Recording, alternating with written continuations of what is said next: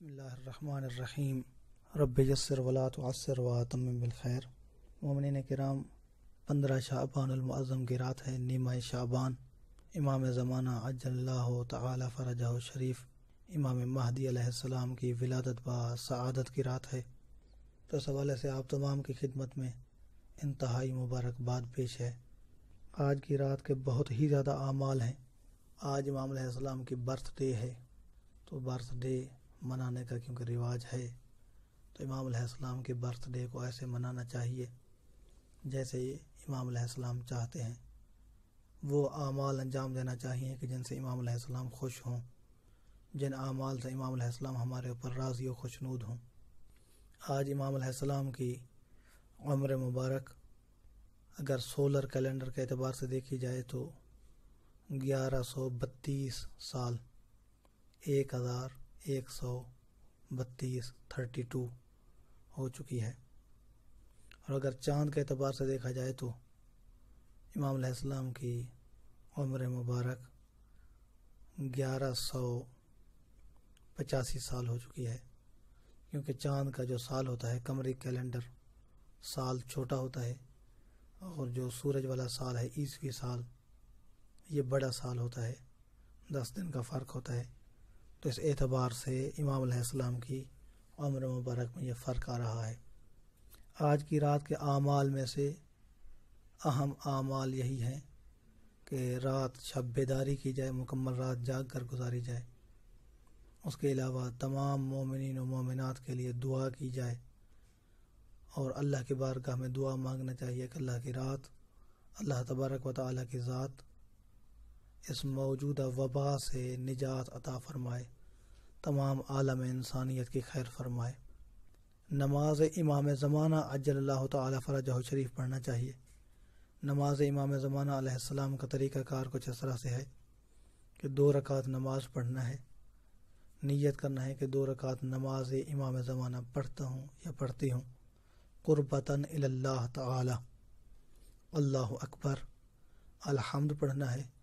الحمد میں جب اس جملے پر پہنچیں، ایاک نعبد و ایاک نستعین، اس کو 100 مرتبہ پڑھنا ہے۔ اس کے بعد پھر الحمد کو مکمل کرنا ہے، آگے پڑھتے جانا ہے۔ پھر ایاک نعبد و ایاک نستعین اہدنا الصراط المستقیم، اس طرح سے۔ اس کے بعد الحمد کے بعد قل هو اللہ احد۔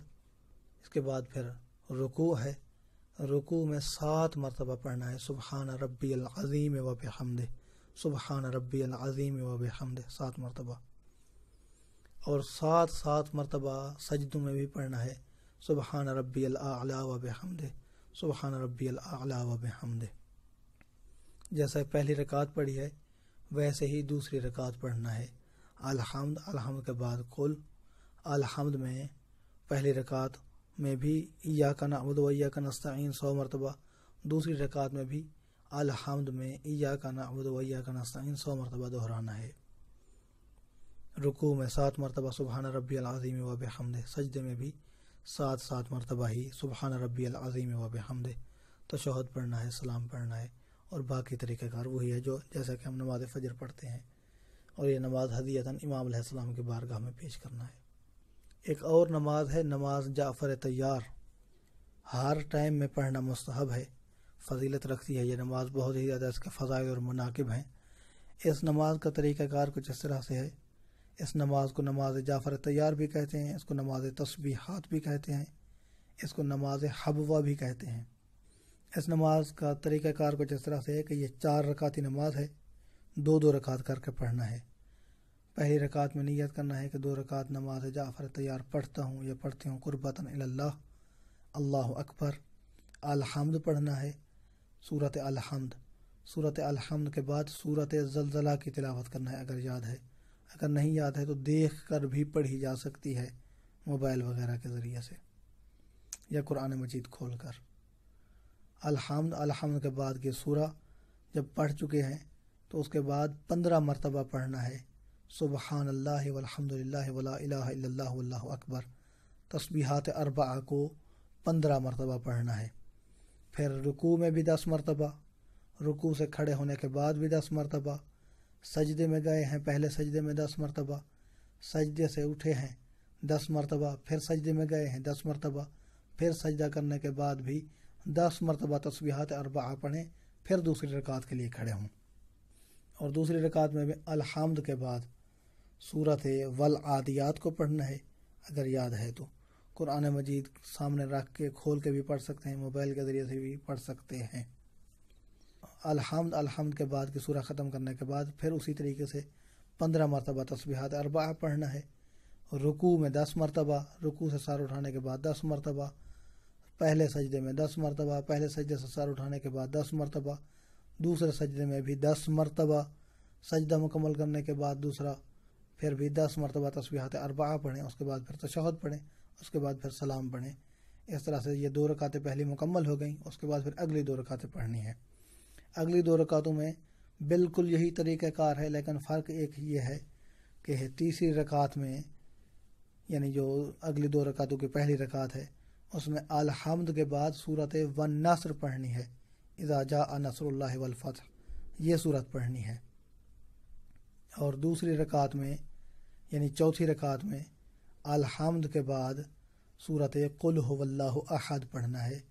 یہ نماز تسبیحات کے عنوان سے بھی مشہور ہے، جمعہ کے دن پڑھنا اس کا زیادہ فضیلت رکھتا ہے، اور آج کی رات کیونکہ بابرکت رات ہے تو اس رات یہ نماز پڑھی جا سکتی ہے، اور اس کے بعد جو بھی حاجت طلب کرنا ہے وہ حاجت طلب کی جا سکتی ہے۔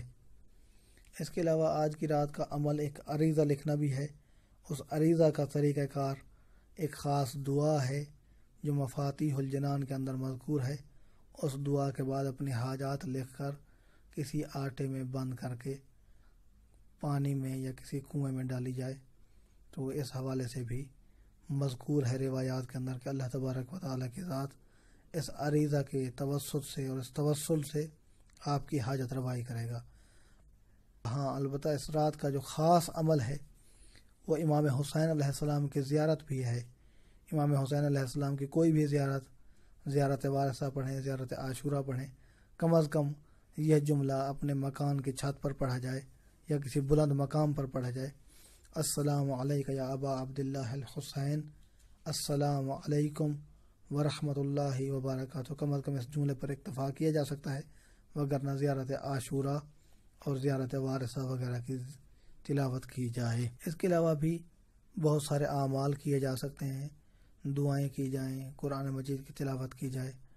اپنی دعاؤں میں یاد رکھیے گا تمام مومنین و مومنات کو، خصوصاً عراق و ایران و شام و لبنان کے مومنین، اور بھی دنیا کے جس کونے میں مومنین پریشان حال ہیں، اللہ تبارک و تعالیٰ کی ذات امام زمانہ عجل اللہ تعالیٰ فرجہ شریف کی ولادت بسعادت کے صدقہ میں تمام مومنین و مومنات کی خیر فرمائے، ان کی عزت و ناموس کی خیر فرمائے۔